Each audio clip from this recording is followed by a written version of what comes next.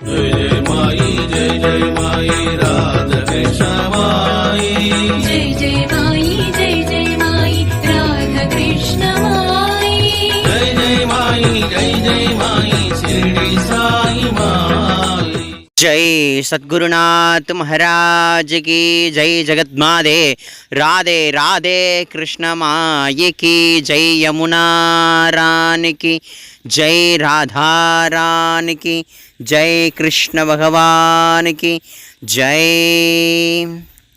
பிருந்தாவனத்தில் இப்போ நீங்கள் பார்க்கக்கூடிய இந்த நதி யமுனா நதி. யமுனா நதி, இந்த நதி தாங்க ரொம்ப ரொம்ப ரொம்ப ரொம்ப மகிமை வாய்ந்த நதி. எம்பெருமான் ஸ்ரீ கிருஷ்ணருடைய திருவடி, ராதையினுடைய திருவடி, கோபியர்களுடைய திருவடி, அனைவருடைய திருவடிகளையும் தொட்டு ஸ்பரிசம் பண்ணி அனுகிரகம் பெற்று செல்லக்கூடிய ஒரு உன்னதமான நதி யமுனா நதி. இந்த யமுனா நதிக்கரை தீரத்தில் தான் ஒரு அற்புதமான ஒரு லீலா வினோதம் நடந்தது. அது என்ன லீலா வினோதம் அப்படின்னா, ஒரு புளிய மரத்தினால் உருவான ஒரு அற்புதமான ஒரு லீலை. ஒரு புளிய மரத்தினால் உருவான ஒரு லீலை. அது என்னப்பா ஒரு புளிய மரத்தினால அது என்ன ஒரு லீலை நடந்தது அப்படின்னு கேட்டிங்கன்னா, இம்லி ஸ்தலம் அப்படின்னு சொல்லக்கூடிய ஸ்தலம் இங்கே ஒன்று இருக்குது. இம்லி அப்படின்னா புலி அப்படின்னு அர்த்தம். ஸோ ஒரு புளிய மரத்தை வைத்து கொண்டு ஸ்ரீ ராதையும் கிருஷ்ணரும் இந்த இடத்துல ஒரு லீலை புரிஞ்சிருக்காங்க. அது மட்டும் இல்லை, நான் அடிக்கடி சொல்லுவேன், இந்த மாதிரி இடங்களெல்லாம் நமக்கு கிடைக்கிறதுக்கு சைத்தன்ய மகாபிரபு 550 வருடங்களுக்கு முன்னாடி அவதரித்த ஸ்ரீ சைத்தன்ய மகாபிரபுவினுடைய அவதாரத்தை நிர்ணயம் செய்த இடம் இந்த இம்லி தலா அப்படின்னு சொல்லக்கூடிய இடம். இப்போ நம்ம அந்த இடத்துக்கு தான் போக போகிறோம். அற்புதமான சுந்தரமான இடம். அந்த இடத்துல தான் சைத்தன்ய மகாபிரபுவினுடைய அவதார லீலா வினோதம் நிர்ணயம் செய்யப்பட்ட இடம். துவாபர யுகத்தில் ஸ்ரீ கண்ணபெருமானே இந்த இடத்த நிர்ணயம் பண்ணி, எதிர்காலத்தில் நான் சைத்தன்ய மகாபிரபுவாக அவதாரம் பண்ண போகிற ராதே அப்படின்னு சொன்ன இடம் இந்த இடம்தான். நிர்மலமான இடம், பார்ப்பதற்கு சுந்தரமான இடம். இந்த இடத்துல ஒரே ஒரு புளிய மரம் தான். அந்த ஒரு புளிய மரம் ராதையனுடைய திருவடி ஸ்பரிசம் பட்டது, கிருஷ்ண பரமாத்மாவினுடைய திருவடி ஸ்பரிசம் பட்ட ஒரே ஒரு புளிய மரம் இப்பவும் இருக்குங்க. இப்பவும் நீங்கள் அந்த இடத்துல நீங்கள் தரிசனம் பண்ணலாம். ஆனால் அந்த மரமானது இப்பையும் பாதுகாக்கப்படுது. இப்போ அது மரமாக இல்லை, ஒரு பட்டுப்போன மரமாக இருக்குது. ஆனாலும் ஸ்ரீ ராதா கிருஷ்ணலீலைக்கு உரியதான ஒரு சாட்சி கொண்ட மரம் அந்த ஒரு மரம். என்னப்பா நீ வெறும் லீலையாக சொல்லிகிட்டு இருக்க, அந்த இடத்த நீ காட்டவே மாட்டேங்கிறியே அப்படின்னு நீங்கள் கேட்டுறாதீங்க. ஸோ ஸ்டெப் பை ஸ்டெப்பாக அந்த இடத்தெல்லாம் உங்களுக்கு காட்டுறேன். இப்போ நான் காட்டக்கூடிய ஒவ்வொரு இடங்களுமே ஸ்ரீ ராதாகிருஷ்ண திருவடிப்பட்ட யமுனா நதி ஓடிய இடங்கள். இப்போ ஓடுது பார்த்தீங்களா, இதோட முடிஞ்சிட்டுன்னு நினைக்காதீங்க. இப்போ நான் அந்த இம்லி தலான்னு ஒரு இடம் காட்டுவேன் இல்லையா, இதுக்கு அடுத்து வரப்போகிறது. அந்த இடம் வரைக்கும் நதி பிரம்மாண்டமாக இருந்துச்சு. கலிகாலம் துவாபர யுகம் வந்தது. ஒவ்வொரு யுகமாக மாற மாற அப்படியே நதி சுருங்கிட்டு, புரியுதுங்களா? இப்போ நம்ம அந்த இம்லி தலா அப்படின்னு சொல்லக்கூடிய இடத்துக்கு நம்ம குருநாதருடைய பரம கருணையினால், ஸ்ரீமதி ராதாராணியினுடைய பரம கருணையினால் கண்ணபெருமான் தபஸ் பண்ண இடம் அது. என்ன தபஸ் பண்ணார்னா, ரே ராதே ராதேன்னாராம். ராதே ராதேன்னு ஜபம் பண்ணாராம். யார்? கண்ணபெருமான். அப்படிப்பட்ட இடத்துக்கு தான் இப்போ நம்ம பயணம் பண்ண போகிறோம். இப்போ நான் ஜூம் பண்ணி லைட்டாக காட்டணும் பாருங்கள். அந்த இடம் தாங்க இம்லி தலான்னு சொல்லக்கூடிய லீலை நடந்த இடம். என்ன லீலை அப்படின்றத அடியன் சொல்கிறேன். எப்போ ராசகிரீடம், அதாவது இந்த இடம்தாங்க. பார்த்திங்களா, இங்கே ராதைக்கு கண்ணபெருமான் தலையிலலாம் வாரி விட்டு அழகாக பூலாம் வைக்கக்கூடிய ஒரு அற்புதமான சுந்தரமான காட்சிகள் இந்த இடம்தாங்க. இம்லி தலான்னு சொல்லக்கூடிய ஒரு புளிய மரம் சொன்னாலே, அந்த புளிய மரம் இருந்த இடம் இந்த இடம்தான். அந்த ஒரு புளிய மரம் இந்த இடத்துல இருக்குது. அடியன் காட்டுறேன். இங்கே நிறைய வர்ணங்கள்லாம் நிறைய தீட்டப்பட்டிருக்கு. இதுதான் இந்த இடத்தினுடைய ஒரு வரலாறு அப்படின்றத அடியன் சொல்லிக்கிறேன். ரொம்ப அற்புதமான சுந்தரமான இடம். எப்பொழுதும் பிருந்தாவனத்தில் ராசலீலையை பகவான் ஆடுவார். இப்போ அந்த புளிய மரத்தை உங்களுக்கு காட்டுறேன். இதோ இருக்கு பாருங்கள் அந்த புளிய மரம். ராதை கிருஷ்ணர் இருவருடைய ஞாபகார்த்தமாக சாட்சியாக உள்ள இம்லி ஸ்தலம்னு சொல்லுவாங்க. இம்லினா புளிய மரம் இந்த மரம் தாங்க. பிருந்தாவனத்தில் இருக்கிற ஒரே ஒரு புளிய மரம் இந்த மரம் மட்டும்தான், வேறு எங்கேயுமே புளிய மரம் கிடையாது. பிருந்தாவனத்தில் இருந்த ஒரே ஒரு புளிய மரம் இந்த புளிய மரம் தான். தொட்டு நீங்களும் நமஸ்காரம் பண்ணிக்கிங்க, இதெல்லாம் கிடைக்காது வாழ்க்கையில். இந்த புளிய மரத்தை வச்சு அப்படி என்னதான்ப்பா லீலை நடந்தது பிருந்தாவனத்தில் அப்படின்னு கேட்டிங்கன்னா சொல்கிறேன் அடியேன். பிருந்தாவனத்தில் எப்பொழுதும் ராசகிரீட ஆடுவான் பகவான்.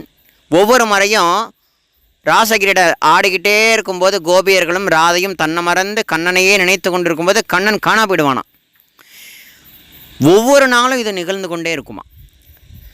ஆடுவானா பாடுவானா திடீர்னு காணா போவானாம், ஆடுவானாம் பாடுவானா திடீர்னு காணா போயிடுவான் பகவான். ஸோ இதை இப்படியே ரொட்டீனாக நடந்துக்கிட்டு இருக்கும் பொழுது நம்மளுடைய ராதாராணி இருக்கா இல்லையா, ராதாராணி ஒரு முறை அவளும் பார்த்தா, நீ ஒவ்வொரு முறையும் எனக்கு டெம்கி கொடுத்துக்கிட்டே போகிற, ஒரு நாள் நான் காணாமல் போகிறேன், நீ என்ன ஆகிறேன்னு நான் பார்க்குறேன் கிருஷ்ணான்னு சொல்லி ராதாராணி ஒரு ராசகிரீட விளையாண்டுன்னு இருக்கும்போது ஒவ்வொரு ராசலீலாக்கும் கண்ணன் காணா போவான். ஆனால் இப்போ ஒரு காட்சி காட்டுறோம் பார்த்தீங்களா, லாஸ்ட்டாக அந்த ராதாராணி மானசரோவர்னு சொன்னோம் பார்த்தீங்களா, உட்கார்ந்து அழும்பொழுது அவளுடைய கண்ணீரே ஒரு குளமாக வர்ணது. அந்த இடத்திற்கான ஒரு சாட்சியாக இந்த படத்தை வரைஞ்சிருக்காங்க பாருங்கள். ஸோ அப்படி ஒவ்வொரு ராசையிட கண்ணன் காணா போவார். இப்போ அந்த சமயத்தில் பல காலம் நடந்த அந்த ராசகிடையில் ராதை காணா போயிட்டாலாம். நம்மளுடைய ராதை காணா, எப்பொழுதும் கண்ணன் காணா போகிறது வழக்கம் ராதையை சீன்றதுக்காகவே. ஆனால் இந்த முறை என்னாச்சுன்னா ராதை காணா போயிடுவாளாம். அப்படி ராதை காணாமல் போனதுக்கப்புறமா கண்ணன் வந்து அங்கே இங்கும் தேடி தேடி தேடி தேடி அலையிறானாம். அப்படி தேடி அலைந்து இதோ பார்த்தீங்களா உட்காந்துருக்கார். யார் உட்காந்துன்னா கண்ணன் தான். என்னப்பா கண்ணன்னா கருப்பாக தானே இருப்பார், இவர் என்னப்பா இந்த நேரத்தில் இருக்காருன்னு கேட்டிங்கன்னா, ராதையை நினச்சி ராதையை வந்து தங்க நிறமாக இருப்பாளாம், கண்ணன் வந்து கண்ணங்கரீர்னு இருப்பாராம்.